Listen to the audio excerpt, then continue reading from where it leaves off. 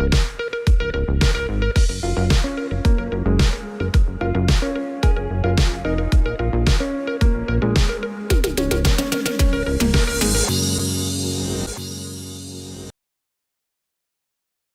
News കാലാവസ്ഥാ വാർത്തയിലേക്ക് സ്വാഗതം.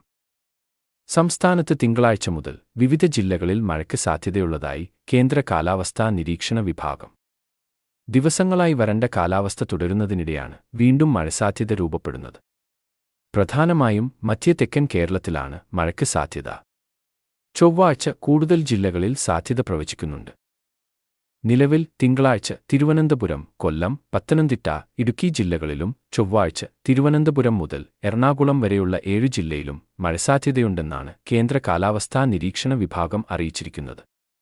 ഒറ്റപ്പെട്ട നേരിയ മഴയ്ക്കുള്ള സാധ്യതയാണ് നിലവിലുള്ളത്.